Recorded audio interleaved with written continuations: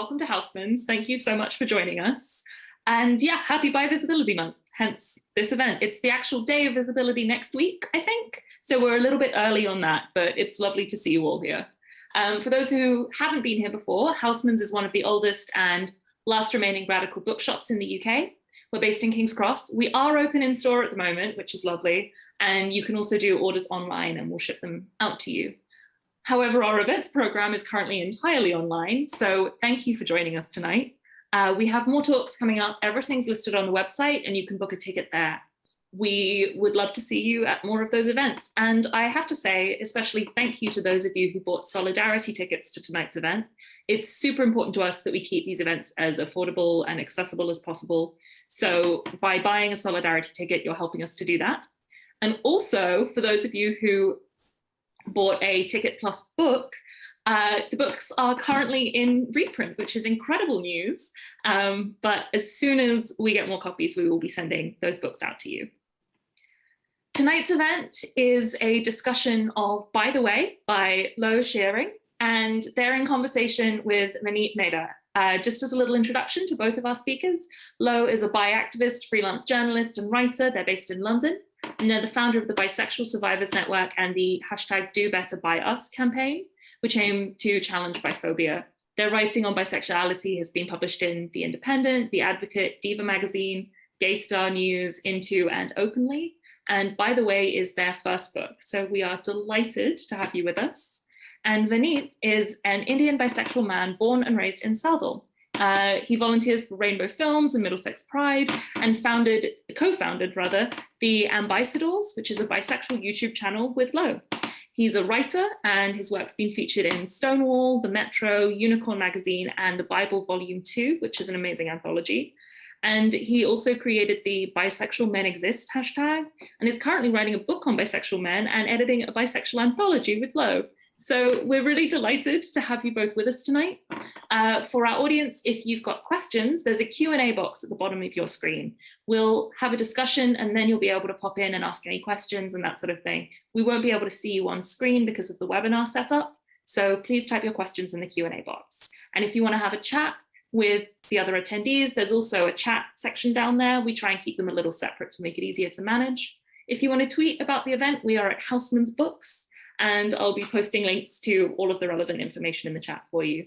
But with that, I would be delighted to welcome our speakers and hand over to them. Thank you so much.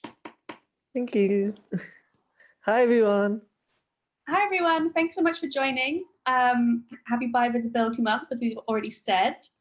So yeah, Vaneet and I are very good friends, and we do a lot of work together about bisexuality. So we're super excited to be co-hosting this event and to be talking about Bi-Visibility Month and day and week. Yeah, we get all of them, right? So I think we wanted to start off with a little reading, didn't we, Lo? So I'm going to leave that to you, and then we'll come back with some questions. Yes, so I'm going to read for you guys the opening few pages of my book, By the Way, which kind of covers some of the different definitions of bisexuality.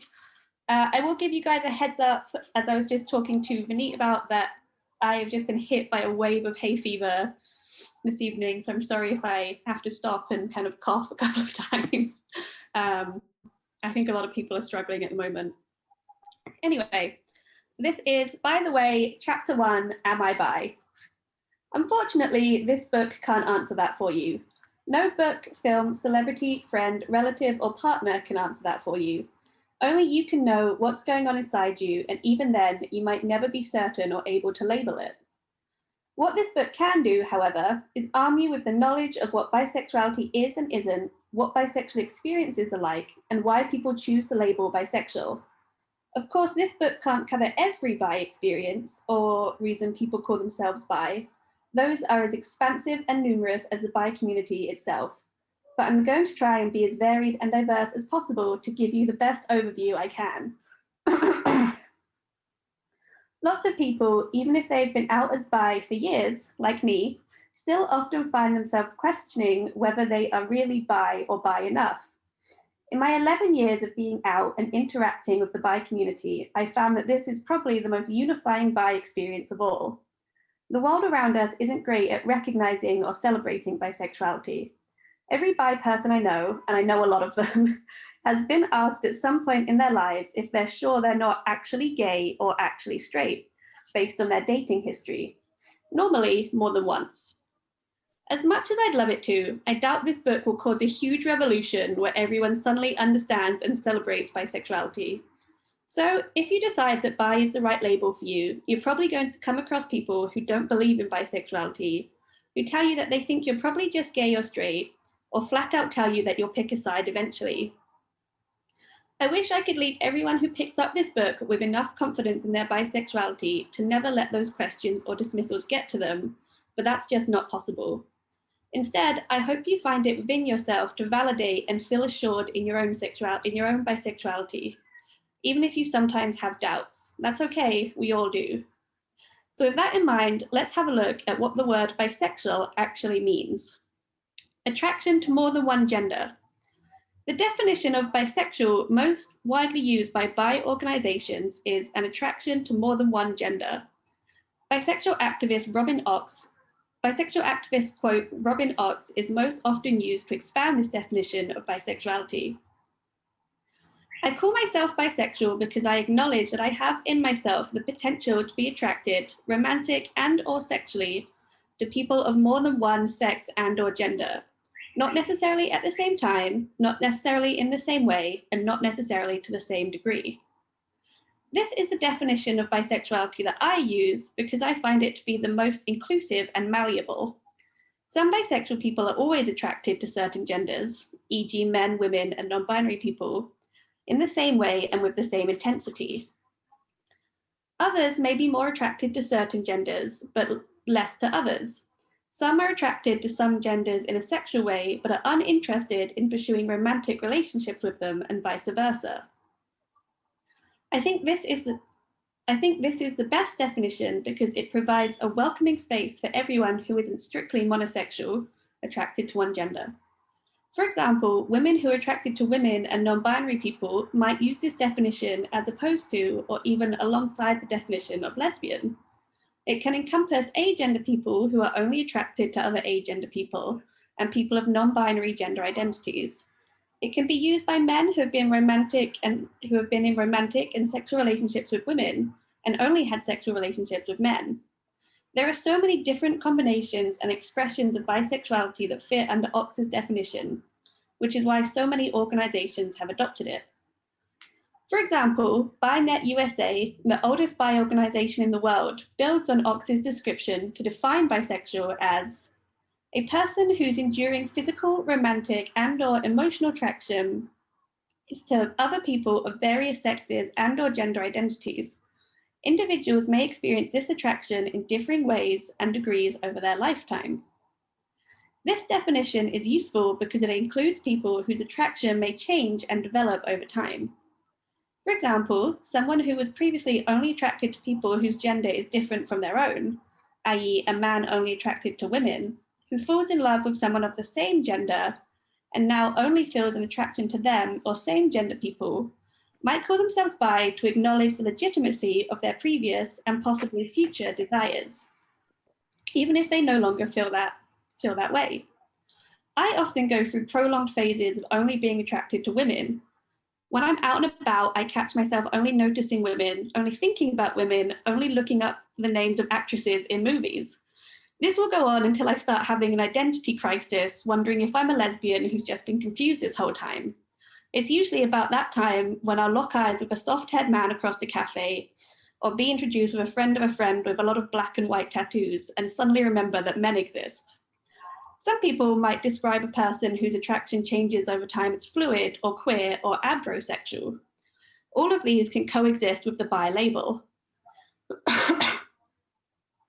The UK bisexual group, the Bisexual Index, uses the definition: someone who's attracted to more than one gender. You might care about the gender of your partner a lot, a little, or not at all, but their gender doesn't prevent you from being attracted to them. This is useful because it encompasses those who may consider themselves gender blind, i.e. they don't care at all about the gender of their object of desire. and for those for whom gender is an important factor in their multiplicited attraction. On the Bisexual Resource Center website, Robin Ox writes about a conversation she had with her friend Alberto, who also identifies as bisexual and who considers gender expression to be a crucial factor in their attraction. Ox writes, "Regardless of gender, no, there's no regardless about it for me. For me, it's all about difference. I'm attracted to cheerleaders and football players. It's precisely the extremes of the difference that attracts me. Alberto is attracted to poles, to super masculine guys and super feminine girls. Others are attracted to masculinity and or femininity, regardless of the person's sex. Some of us who identify as bisexual are in fact gender blind. For others, in fact for me, it's androgyny or the blending of genders that compels. Attracted to similar and different genders. This is a definition you come across more commonly online, in my experiences at least. People who use this definition tend to do so because they find it to be more inclusive of all genders.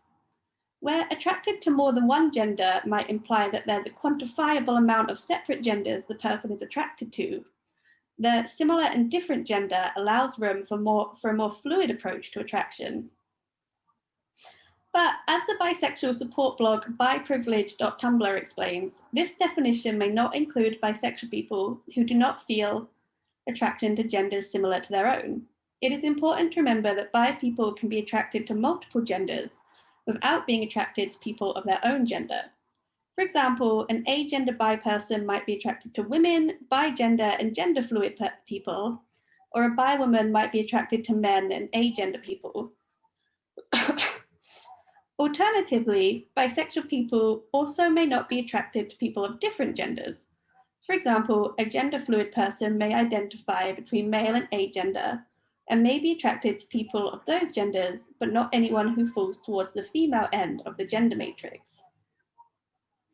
Attraction beyond gender. Bi Pride UK, an organisation dedicated to ensuring there is bisexual representation in every Pride parade in the UK, and the organiser of the UK's first Bi Pride event, uses the definition attraction beyond gender in order to be inclusive of anyone who identifies as non-monosexual and uses the label such as bisexual, pansexual, biromantic, panromantic. We'll talk about the differences between romantic and sexual attraction in a bit. Queer, sexually fluid, or without label. The chair of Bi Pride UK, Avi K, explained to me over Facebook Messenger what this definition means to the organisation. For us, we wanted to find a short phrase, shorter than attracted to more than one gender or similar, which would double up as a strapline for us.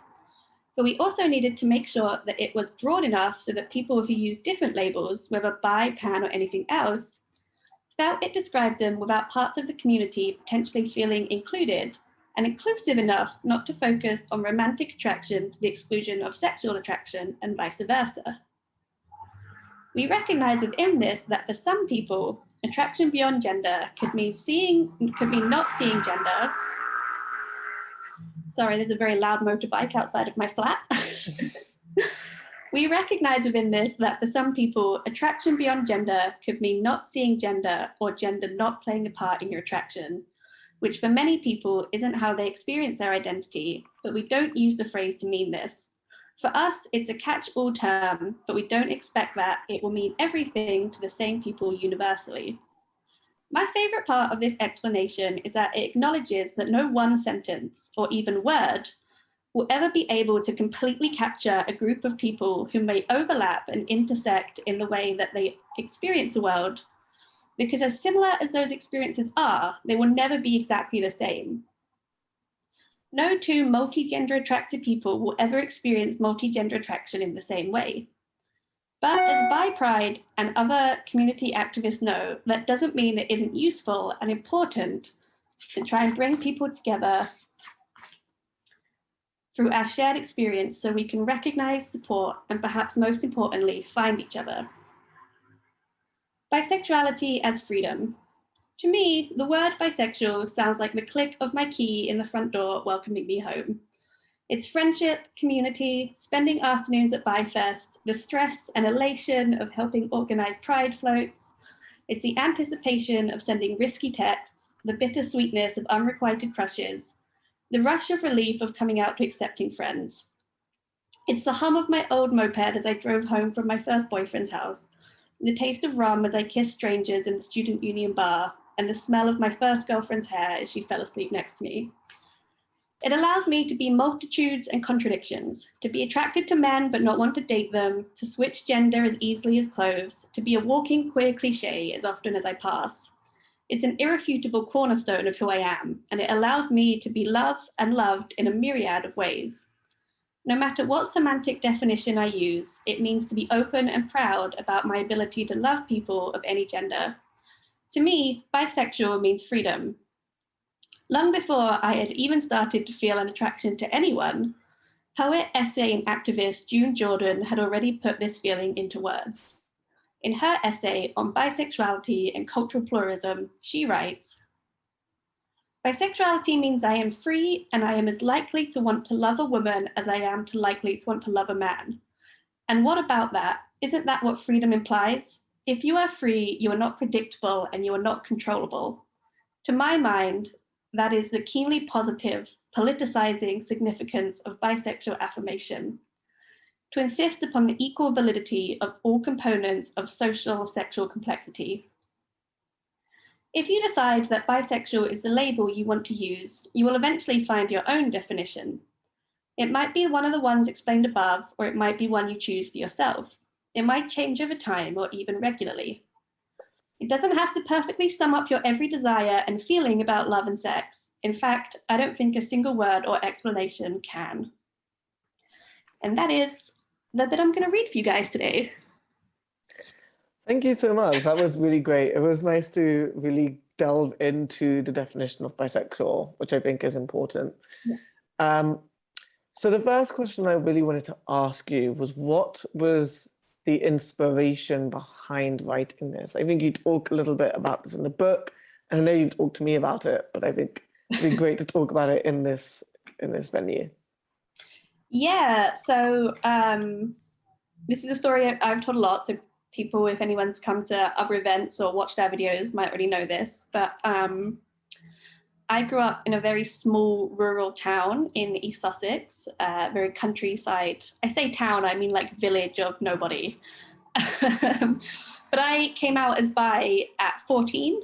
I was one of the first people to come out in my school. And that was in kind of the early 2010s. And there was like no information about LGBT issues available.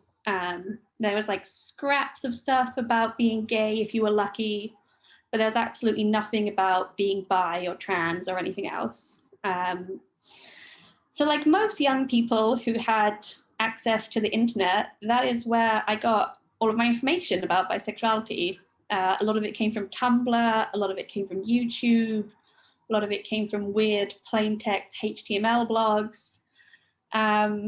And it was just really hard, and it took me a really long time to find even the basics. And then as I got older, and especially as I moved away from that very little town, I realized that a lot of that information was wrong. And so I wanted to create something that was like not, I mean, it's a little bit biased, obviously everything's biased, but something that was a kind of an introduction. Like if you are a bi teenager in a rural area and you're typing "am I bi" into the internet, I wanted that to be something that would come up that's like reliable and sourced and easy to access. So hopefully that's what this is. I would agree with that. I read it quite recently, as we were talking before everyone joined, back to back. And yeah, it was definitely very accessible, but also touches on a lot of really important points of stuff like history, the discrimination that we face. What was your process behind deciding what you wanted in the book and what you weren't going to talk about as well? Oh my God, that's such a hard question because, as you know, because you're currently writing a book about bisexuality yourself. Let's not talk about it. it is such an expansive topic. Like, how can you cover a topic that encompasses like all of history and is global and is like constantly changing and constantly being updated? But I wanted to do a Q&A format because this was actually inspired by a little pamphlet that I made many years ago, which is still available online that you can download and print out if you want. Because I went to a talk by London Bisexual Network, which is kind of a network for professional bisexuals, which means bi people who work in offices rather than people who are professionally bisexual, which is disappointing. But I went to this talk they did, I think at Bloomsburg, and I sat through it and everyone sat through it and it was really great, really lovely panel. And at the end, this guy in the audience, this, I think, gay man in the audience, like put his hand up and stood up and was like, yeah, but don't you think that actually like most people who say they're bi actually just come out as gay eventually? And everyone on the panel and everyone in the audience was like, dude. Did you listen to a single thing we just... Okay. And so from going to stuff like that, I found that there was just like these same questions coming up over and over again. So I made this little Q&A fact sheet, which was very well received. And then that was kind of the inspiration for the Q&A structure. And I went with the 10 questions that I did because they are the ones that I've kind of come across the most in being a bi activist. So stuff about like, what is biphobia? Is it real? How does it affect people? And what is it like to date as a bi person? And just kind of those questions that I kept coming across over and over again. How much did what you wrote and what you put into your book change from the way that you initially envisioned it when you first put down your proposal? Ooh. I think I did the whole thing kind of by the seat of my pants, and it felt like I was just screaming the whole time while I was typing. Yeah, that's a mood. I really don't know how to answer that. When I envisioned it, it was, I guess, a lot more academic, maybe. And then kind of working with JKP, we tried to make it much more accessible. Because the story of how it came to being goes that I actually pitched them a children's book, which they said no to. And then they read my portfolio, which is like I'd been writing about bi stuff for years. And they invited me to come in and talk about the possibility of writing a bi book. So I went with this plan of like a very deeply academic book about biphobia and kind of what it is and the systematic ways in which it functions and blah, blah, blah. And then I got there and I opened my notebook and I said to the editor who I was meeting, I was like, right, so as you know, bi people feel discriminated against by both straight and gay people. And the editor was like, oh, do they? And I like shut the notebook and pitched like an introductory book for young people. So that is one of the main ways that it was different. Amazing. I wanted to ask, how did you find the writing process? Because, you know, like you said, I'm also writing a book and I'm currently at the stage where I'm fighting the urge to delete 35,000 words because I don't think it's good enough. How did you find the writing process? And what were the like highlights for you and also the difficulties that you faced? Because this is your first book, so like, how was that for you? I loved it.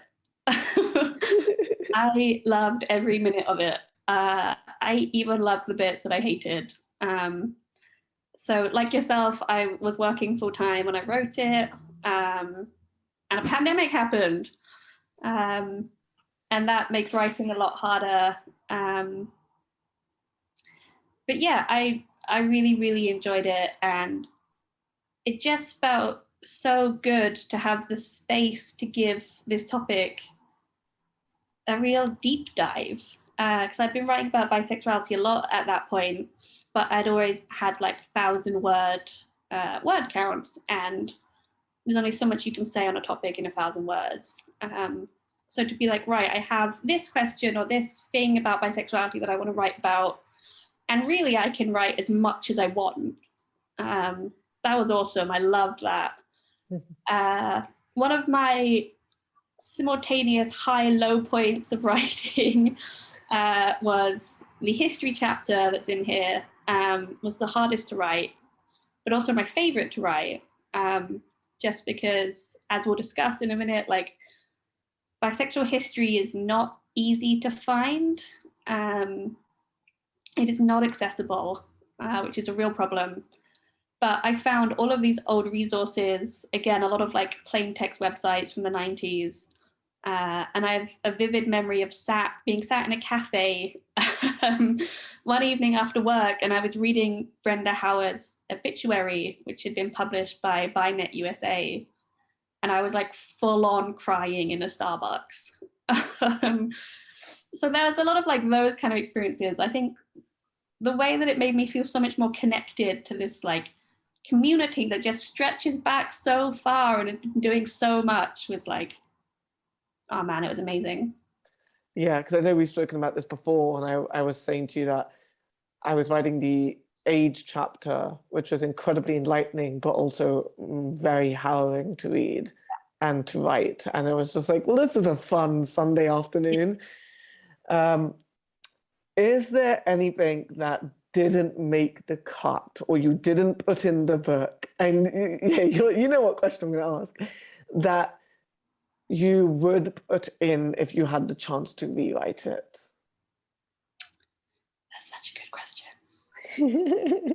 There is so much that I could put in.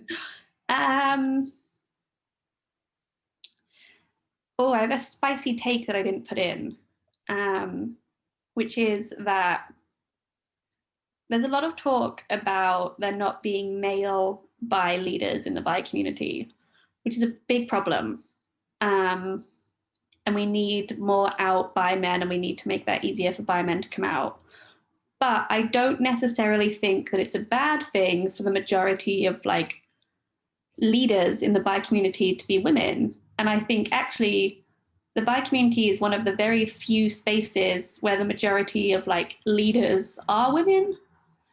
I mean, every other like sphere on earth is trying to get more women to be like front and center in like organizing boards and committees and chairs and groups and blah, blah, blah, blah, blah, and the faces of these movements. And the bi community has that. And it's sometimes treated like a problem. And it is, because we need more out bi men, as you very well know and are campaigning for and are kind of, but I don't think it's necessarily a bad thing that we have so many women present and active and fighting. Yeah, that didn't make it in, not because I was like worried about putting it in, but because I honestly forgot to write it. So. One of the things that I really loved in your book, so I'm going to actually read this part out, and there's a few other ones, but this is one of my favorite. I have previously said, brackets, often when I've had a glass of wine and I'm feeling pretentious, close brackets, that the reason I lean so much into biopolitics and activism, so on, so on, so on, but particularly that brackets part. And there's a few other ones, like, for example, when you talk about how much you want Cole Sprouse to message you. Cole Sprouse, if you somehow stumble onto this video, please message Lo. Cole Sprouse watching Housmans Bi Visibility Month talk. But it was really nice to go through the book and have that little bit of your personality, your character, your humor. How important was that for you to have that in there? And what was the reaction with your editors on that? Yeah, I mean, sometimes I'll be making coffee or doing something, and I'll remember that like in a piece of work, which so far is like my life's work and will outlive me, I like casually refer to the world's greatest poem as like Willy Shake and then don't explain it or expand on it. And I'm like, oh my God, that's gonna live forever. So sometimes that like freaks me out, but I'm really glad that I put some of that personality in there. So when I wrote it, I was writing it chapter by chapter, and kind of the first chapter I took quite seriously, and then the second chapter I started putting in a few more like jokes and little bits of humor. And my editor was like, yeah, let's put some more of this in, like this makes it much more accessible. And I was like, oh my God, you're gonna regret saying that to me. So yeah, I think it's quite a big, scary topic, figuring out your sexuality. As you very well know, it's a really hard part of your life to be like, oh my God, I have this feeling or I feel this way that the majority of people don't, and that up until very recently, and still recently, you were supposed to keep as like a shameful secret. And so I think trying to approach it with like humor, and there's a lot of really sad, hard-hitting stuff in this book, especially about like the ways in which the bisexual community is treated. I think it's important to try and balance that with like, I love being bisexual. It's great. And we can joke about that and have fun with it. Yeah, I agree. So as we spoke about at the beginning, it's Bi Visibility Month, soon week, soon day, coming up very quickly. Now, where is the importance in visibility? Why is visibility so important? And on the flip side of that, there's actually a really interesting part in your book where you mention how visibility is not the cure-all. Do you want to just talk a little bit about that? Yeah, so I think as the bi community, we talk a lot about bi-erasure, which obviously is a really big problem. And I think a lot of people take bi-erasure to mean like, oh, this group is called gay and lesbian, but forgets to say bi in it or whatever. Whereas actually what bi-erasure really is like healthcare training on queer issues, not including bisexual people's specific needs, or funding grants, not having anything specific for bi people, or I was going to swear then, I don't know if I'm allowed to swear, or the UK asylum system not believing that bisexuality is real, or forgetting that bisexuality is real, and so denying the claims of bi men who are fleeing persecution because they're also married to a woman. And so visibility has kind of become this catch-all term about, it's more about disrupting the binary than it is about making bi people visible in that binary, I think. But I think because we use the word visible to talk about that, people just think, well, if we remember to say and bisexual, we've solved all the problems. Whereas actually we need to be visible, and we also need our issues to be visible, and then we need those needs to be met. And so visibility is definitely one of the biggest issues, if not the biggest issue, because it's kind of the umbrella for all of the problems that fall under it. The main problem being that like monosexism means that anything that falls outside of, you know, attraction to one gender is just ignored or forcibly erased. And so, yeah, we need to like disrupt that system, and all of that comes under visibility, but it has its limitations. You need to be visible, and then you need people to give a shit that you're visible, if that makes sense. Yeah, and so it's about having the resources, the funding, having the, I mean, one of my biggest complaints, for example, is a lot of the time when you look at sexual health, and so often when we're talking about HIV, they'll be say gay and bisexual men. And you never know where the line is between the gay and the bisexual. You don't have individual statistics, and no one understands why that's important. And you only understand that it's important if you read this book or many other books or information out there about how bisexual people were treated during the HIV and AIDS crisis. Yes. And so, yeah, I agree that it's visibility is just the first step. It's then about the education, the access to money and resources and all of that sort of stuff. So for anyone who might not know, Vaneet, do you want to just give a quick overview, if you can, about, yes, it's a big question, about some of the different ways in which the HIV crisis affected bi men in particular, and how that's a big ongoing issue? Yeah, of course. So as we know, during the 80s, there was a HIV and AIDS crisis.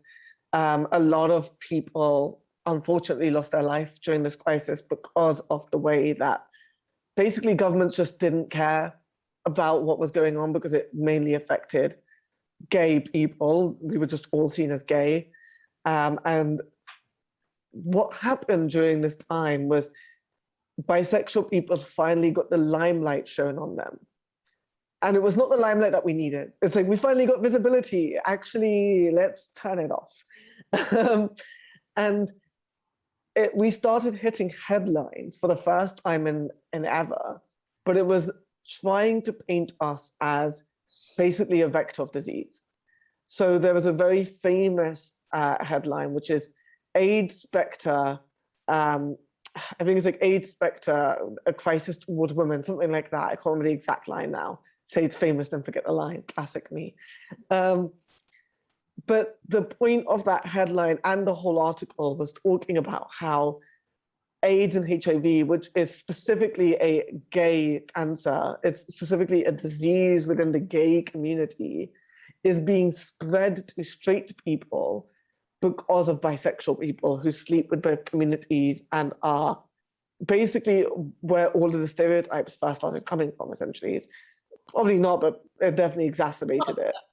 But the fact that we were liars and deceived people and all of that sort of stuff. And I know someone just put in the comments saying to watch It's a Sin. I haven't watched it, but I know it's made by Russell T Davies, who does not have a good track record of actually talking about bisexual people. And I'm not aware. I've tried to ask people, no one's come back to me. So Vicky, if they did talk about bisexual people in It's a Sin, please let me know, because I would like to know if they talk about the specific issues of bisexual people. Mm-hmm. Because so often now that we talk about HIV and AIDS, we still focus on gay men.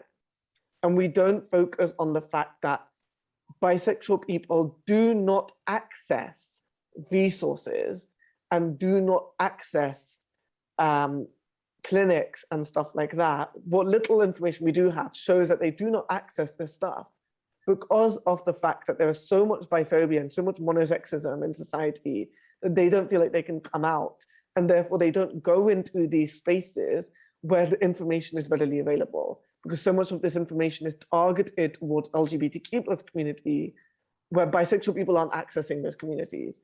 I think the statistics from Stonewall a couple of years ago showed that 50% of bisexual men don't go to LGBTQ+ communities. And the reason is because of biphobia. Yeah. And it's about unpacking that and unpacking all the layers to why bisexual men aren't getting the help they need and aren't accessing resources because of the big system in place that stops them from even talking about bisexuality. And I think that is the problem in the sexual health realm, is that we often just say, gay and bisexual men, gay and bisexual men, gay and bisexual men, and never knowing what is happening specifically to bisexual men. And I think that's also something that happens to bisexual women and probably to bisexual non-binary people, though of course there's much less information out there.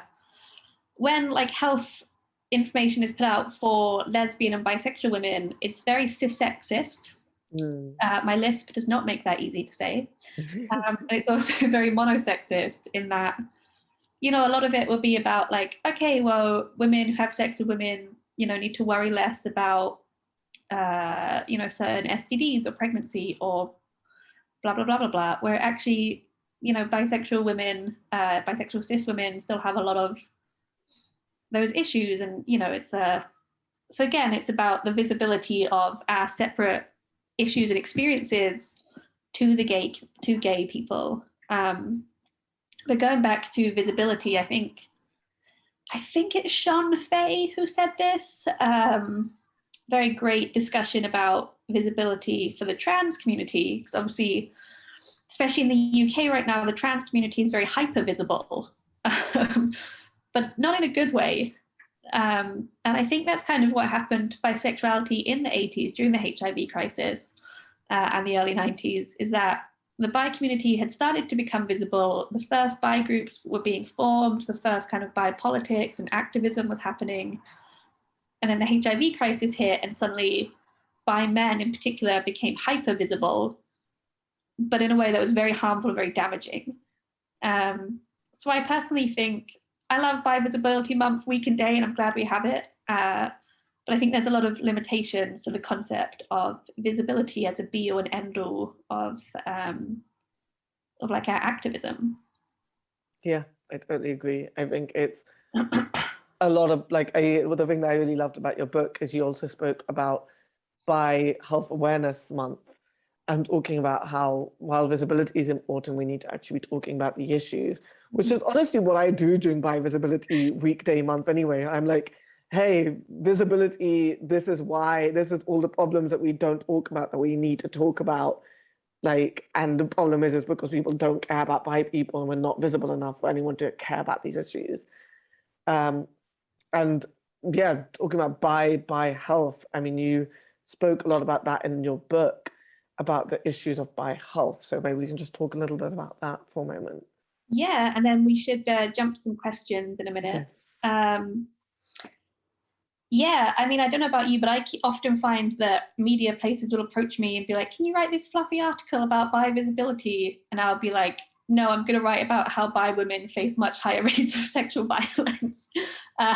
Because people want to talk about bi visibility, but they don't want to talk about the issues and the problems and the health disparities that bi people face. There was a thing that came out recently that bi people are more likely to have asthma, which I have asthma. I didn't realize that my asthma was part of bi culture.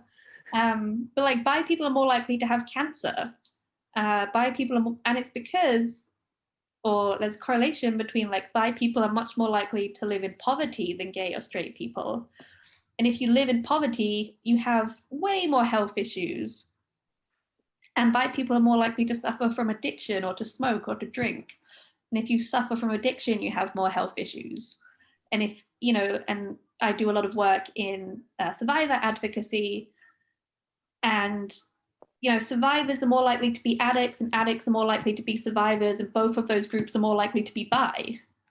And so there's this huge amount of data available from like the past 3 or 4 decades that you could dig into and like get these issues out. But nobody does. And it's, we should jump to questions before I get real angry and stuff. No, I mean, I was just going to say, like, I completely agree. And I don't think I've ever written anything about bi visibility that doesn't say, here's all our problems. My Stonewall article was just listing all the statistics and talking about bi asylum seekers. The article I'm writing currently, I'm just like, yeah, so we need visibility, but we don't have it because of monosexism. And then I'm like, well, that made me not come out, and that's why I have depression. So there you go. Yeah, exactly. So we take some questions from people? Yes. So the first one was about what input did you have on the cover? They don't mention the reasoning behind this question. They said, I love the contents of the book, but ... So I don't know what the ... is. I don't know what their comments are on the book cover, but should we talk about that? I had a small amount of influence. They asked me if I had any ideas for it, and I said I would like something inspired by the bi angles, which is kind of 2 triangles that overlap. One is pink, one is blue, and the overlap is purple, which has been a symbol of bisexuality for many years, which I love. Which I think you get a little bit of bi angles going on here, but not much. And then they mocked this up and they sent me, there was this blue version, and then there was also a version that was yellow, and I picked the blue because I think it's prettier. But yeah, I didn't have a huge amount. I'm not a very visual person, so I would have been terrible at designing any kind of cover. Sorry for the cover, but... Did you like meet the designer at any point? Because I'm quite interested by that process. No. No, I don't know if that was because of COVID or because of, obviously my process with the publishing and that stuff was very disruptive by the pandemic. So that might not be the normal way of doing things. I'm not really sure. I just know like a few bi graphics people. I'm like, I want them to design it. I want them to do it. Okay, so the next one is a long question. They did say, sorry, my question is long, so I'm just going to read it. So they said, I am quite new to embracing the bi identity. I was a teenager during Section 28, same. Well, I guess I was younger when Section 28 was taken away, but anyway.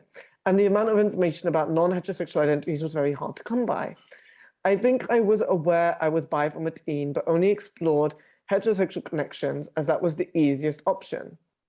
Yeah. I'm happily married in a heterosexual relationship. Actually, my husband recommended this book and talk. But I wondered what your advice is to people in a similar situation to me who may have repressed that part of themselves as a result of upbringing and societal norms. Also, what would be the best way to talk about your significant other and your sexuality? My husband is great and we have talked through it, and he knows my love for him is no less diminished as a result. However, I know so many who won't be as fortunate. Yeah, I mean, congrats on cuffing such a supportive husband. We love that, and that's all bi people deserve. That's really hard, and I think it's a situation that like a lot of bi people are in, and it's also a situation that's often weaponized against the bi community.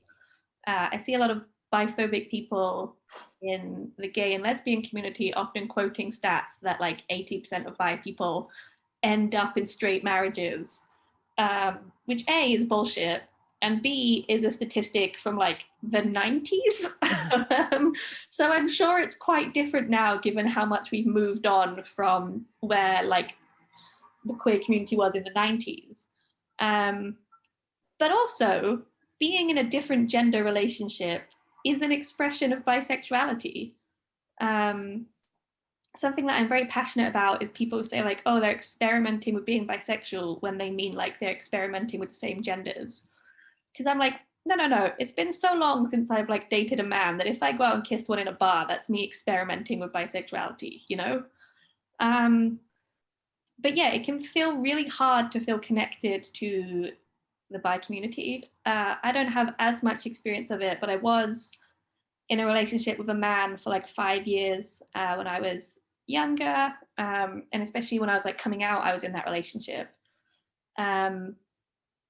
And for me, a great way of staying connected was through like organizing and activism and writing and taking part in like, you know, furthering bi politics and bi discussions. And I see that a lot in other bi activists and organizers who being involved in the community is kind of the way that they stay connected to that part of their sexuality, which I think is really important and awesome and needs to be celebrated more. But also, I guess, like, bisexuality doesn't just have to be about like who you're dating or married to, you know, it can be about like, I can't believe I'm going to say the word porn during a reading, but it can be about like what porn you watch, or it can be about like who you engage with or who you find attractive or how you talk to your partner, or you should read about bifeminism.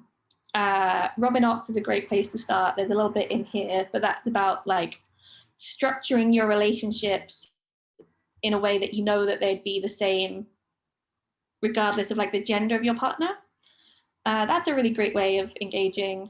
But yeah, I think it's really important to find more space for bi people who are like, who feel that way. And yeah, to just remember that like bisexuality isn't who you're married to or who you're dating. It's your desires and your community and your politics, and it can be so many other things that you can connect with. But also, I'm polyamorous, and I about 1.5 years ago got out of a monogamous relationship and decided to try polyamory seriously, and I love it. So hey, there's always polyamory if that appeals to you. I was going to say my advice about talking to your significant other would be that it's really important, I guess, to be prepared, to really arm yourself with knowledge, because they're honestly going to have questions and you're going to have to answer them in some way, and they may come up with some of these stereotypes. And I think if you are in a relationship where they are loving and caring and receptive, you can have a really great dialogue and conversation like you did, to talk to them about what exactly it does and also what it doesn't mean, which is something you talk about in your book, is that bisexuality is so much about what it doesn't mean, right? It doesn't mean we're all polyamorous. It doesn't mean we're going to cheat. It doesn't mean X, Y, Z. And I think it's important, like what you just said there, is that your love for them doesn't diminish, your love for them doesn't change. You're bisexual, you're still attracted to them. And I think it's really about starting the dialogue with that, like nothing changes. Unless you are looking for something to change in your relationship, but I think that is an entirely separate conversation. You know, it's not the same thing. Like if you want, I've spoken to people for my book, and they've said, for me, it was being bisexual, but also I kind of want to explore my bisexuality as in outside of our monogamy and our monogamous relationship that we've currently had. And so I feel like that is a separate conversation that needs to be had of like, well, what can we do to work around this? But yeah, anyway, that's just my 2 cents on that. Yeah. So we have one question about, I often feel torn about how to talk about my partner, whatever gender they are, due often to judgment and exclusion from lesbian and gay members of the community I'm involved in. I tend to only use gender neutral language and then feel guilty that I may be perpetuating a lack of bi-visibility. I personally would say that you don't owe anyone anything. Yeah. So you can be ambiguous, there's nothing wrong with that. I fully relate to this kind of internalized biphobia. The first time I went to an LGBT meetup at my university that I went to, I told someone I was bi, they found out I had a boyfriend, and then for the rest of the night, they followed me around the event. And every time I introduced myself to someone, they would like chime in and be like, she's got a boyfriend. And I was like, yes, do you know what the word bisexual means? Boyfriend is covered. But yeah, I get this. I actually wrote an article about this, which I can't remember the name of. I think it's called Why I'm Not in a Lesbian Relationship. And I wrote it when I was with my ex-partner, and it was about kind of why I don't label my relationships as like straight or lesbian in my case. Is that the one was like why I'm out but not out or something? Is it that one? That one, yeah. And it's just about like, I normally say partner, because I'm a cowboy. No, I like the gender neutrality of partner, and then I also think it kind of invites conversation. And if people want to know the gender of my partner, they can talk to me or get to know me. And yeah, like you said, you don't owe anyone anything. You don't owe them. But also, fuck anyone who treats you differently because of the. That was going to be my next part. Yeah, if you meet like queer people and they treat you like lesser because you're dating someone of a different gender, fuck them. And if you treat someone who is homophobic to you because you're in a same gender relationship, fuck them as well, and they're not good friends. I mean, that's what I was going to say is like, you're talking about judgment and stuff, but the problem is that if you were then in a same gender relationship and you said, I don't know your gender, but if you said boyfriend, girlfriend, if you used a gendered term, and they were like, oh, so you're like one of us. I don't want that acceptance. Exactly. Like, I use boyfriend very brutally in a lot of like hetero spaces, aka the workplace, to very much make a point of like, I'm not one of you. But at the same time, I don't really want to use that a lot in LGBTQ plus spaces because I don't want people to be like, oh, it's a gay, which I'm sure they're going to see me as anyway, because so often when you're a man in LGBTQ plus spaces, they automatically think you're gay. And also if you're a woman in LGBTQ plus spaces, so often they don't think you're gay because they think that you're a straight girl trying to be in gay spaces. Let's not even talk about all of that. We could get into phallocentrism for a very long time, but we won't. No, we won't. But that acceptance isn't going to be great anyway. Yeah. So like, screw like all of that. And I don't think you're perpetuating a lack of bi-visibility at all. Also, I don't think it's falls to you to be the person to fix bi-visibility. So Robin Ott has a great quote. She says, "You are not responsible for the bi brand. You are not an ambassador, random person who just happens to be bisexual. You can be if you want to be, but you don't have to be. You don't have to be." And I think this is a thing that a lot of minorities like experience, is that you have to be the model minority. You can just be whatever you want, and people should do their own reading and research about bisexuality. You do not have to be the one to teach them. I think we have one last question, right? Yes, and the first part of this question was going to be my last question, so it's a perfect way to end it. First of all, I loved your book. Are you writing another? So my question was actually going to be, I know we're editing the anthology together, but what is planned for you next in terms of writing? Yeah, so if anyone who doesn't know, Vaneet is currently writing a book with JKP, who published, by the way. His book is called Bi Man Exists, and it should be out next year. Hopefully. It's very exciting. But we are also co-editing an anthology, which currently has the working title of, I think, Bi Voices, which is going to be all about being bisexuality in like the 2020s and beyond. And so we've got some really fantastic writers that we're sort of lining up to cover some really great topics about bisexuality that don't get covered so much, and that kind of, yeah, we're super excited about that. So that's coming up. I am trying to write a very different book at the moment, and if that happens to be anyone on this call that's an agent, please talk to me. But over lockdown, I made a podcast documentary called The Feminine Art of Radicalization, which was all about how women are radicalized into the alt-right.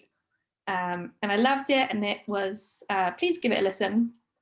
But I'm currently trying to turn that into a book. So that is not about bisexuality. In the future, I have lots of fiction planned, which all of my fiction has like bisexual protagonists. So I would love to do some bisexual fiction. But yeah, that's kind of where I'm at the moment.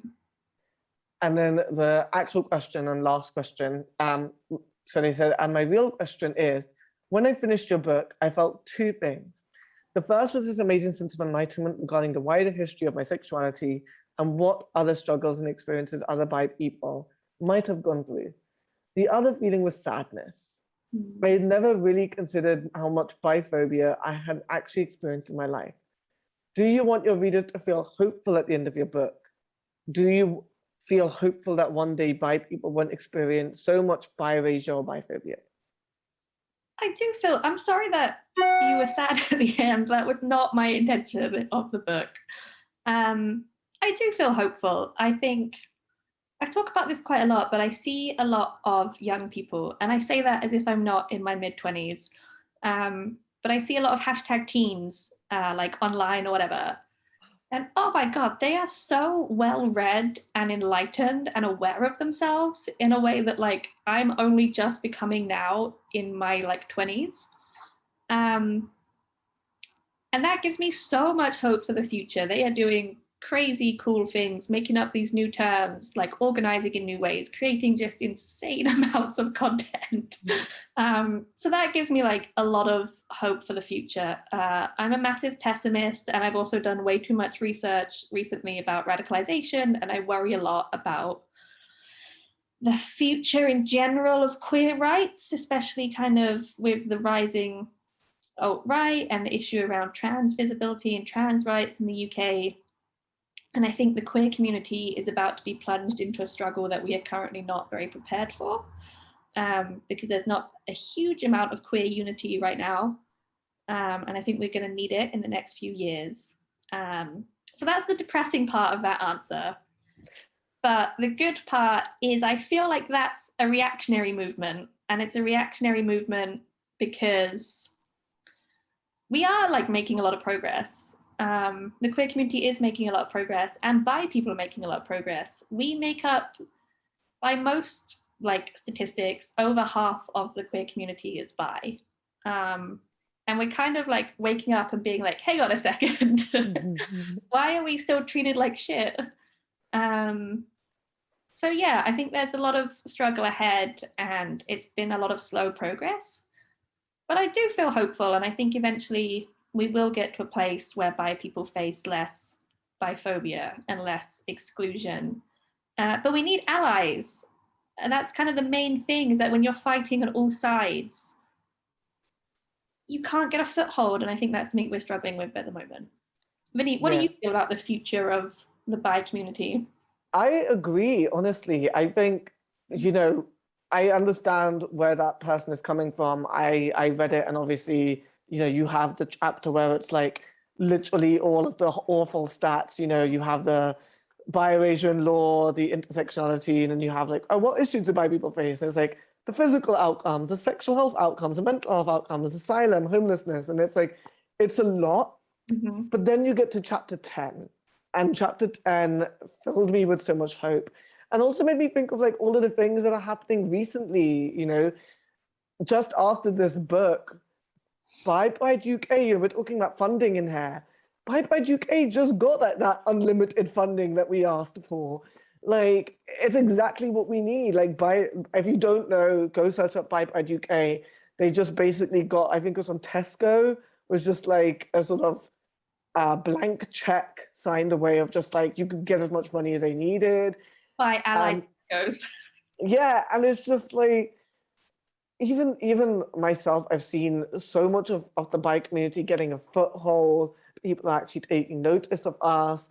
I've seen more and more people get like bisexual leaders in different companies and communities and groups. And there's so much going on now, which, you know, there's a few things that obviously sadden me if you look at the last year. And even in this book, some of it's in here. You know, Bipanda shutting down, and you know, in this book we mentioned Bis of Color, and Bis of Color is now shut down. And also Binet USA. Let's not talk about it. Let's not talk about it. So there's a lot of awful stuff that happened even over the last year, but I think we're kind of like a hydra, but in a good way. You know, you cut one head, two heads form, and there's always going to be people who are like, damn, let me make a group, you know? And there's more determination now more than ever to make a change.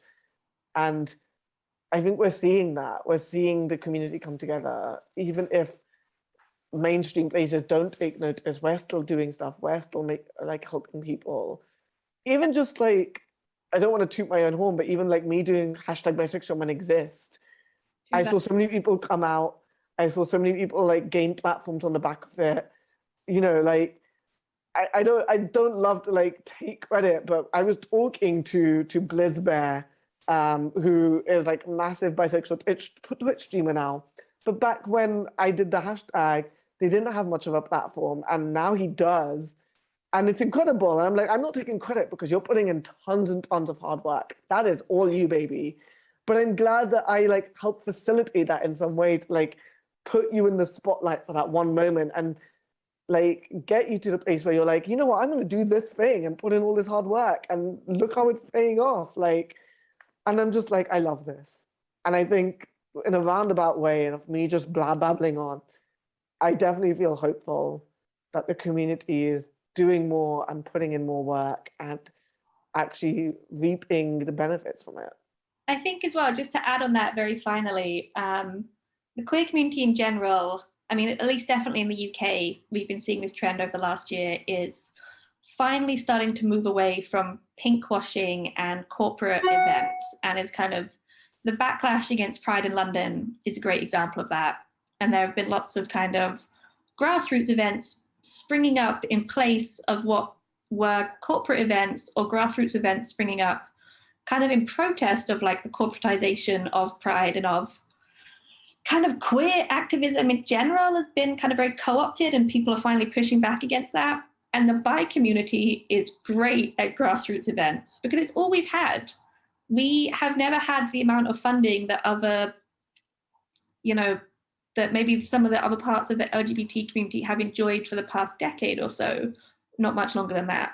And so we're really good at doing grassroots events, and our movement is very grassroots led. And I think as the queer community in general starts, hopefully this trend continues moving back towards like a grassroots movement, I've definitely noticed with the groups that I run, more queer grassroots movements wanting to engage with and work with grassroots bi activists, because we already have that foundation of experience of being a grassroots movement. And so I think, you know, the bisexual community has not thrived under the last decade or so of kind of very pink-washed corporate assimilist, cis-centric LGBT pride movements. And I think the bi community is going to play a much bigger part in what I hope is the trend of like more grassroots queer community. Yeah, I agree. I think, you know, a lot of people were upset about Pride in London being cancelled. A lot of us weren't. Yeah. A lot of us didn't care. And so we had people who filled the gap in a way where it was actually what Pride was about. We had trans marches, like I think 3 or 4 of them this year alone. Yeah. Like, and it was exactly what Pride was supposed to be. Yeah. We had Reclaim Pride, which is what Pride is supposed to be. We had so many events, like, you know, our bi community picnic, which was on Pride of London Day, which was what Pride is supposed to be. It's about community and connecting and loving each other and fighting the system, not just having floats by Facebook, you know, like. Sure. And it was really great to see that even through lockdown, we had Black Trans Lives Matters events. We've had trans liberation marches. We've had trans people speaking just outside Downing Street and saying what the demands are. And I think we're really getting back to that grassroots, and also seeing the solidarity between especially bi and trans people and bi and ace people and all of these different marginalized groups. So yeah, I'm definitely with you on that. On that note, I want to say thank you to Housmans for hosting this, because obviously Housmans is a radical bookseller. Housmans is a place where I have always felt very welcomed. I think I mentioned in the front of the book in my introduction that it's one of the only 2 physical places that before my book came out, I walked in on a random day and found a book about bisexuality on their shelves. I actually found 2 in Housmans. And so this event, I've really enjoyed this because I've done a couple of these readings and they've been really fun, but this is the one where I felt most like I can be anti-capitalist and talk about pinkwashing and talk about radical queer activism. And so thank you, Housmans. What you do is so important. Thank you for having Vaneet and I. Yes, thank you so much. I don't want to drag this on any further, but someone was asking about how they can get involved in grassroots and organization and stuff. Follow Lo, Yeah. and you'll get something. You'll get some information. Don't worry. Yeah, there's loads of Libby Baxter, who is Biscuit on Twitter, is amazing. The Bi Index, Bi Pride, Vaneet. There are so many groups out there, so many activists. Someone said earlier that my Twitter was suspended. I don't think it is, but my Twitter is now Lois Shearing rather than Lois Shearing. That might be why you can't find it. Or I've been suspended in the last hour, which is That's going to be a really bad thing to go back to. Is get off this talk and see you being suspended. Yeah, I don't know why I would have been suspended, but it's possible. Honestly, Twitter find reasons. Yeah. Truly. Yeah, thank you so much, Housmans. I've had a really great evening. And thank you so for hosting this. Thank you for having us, and thank you everyone for tuning in. Yes, thanks for joining. Bye.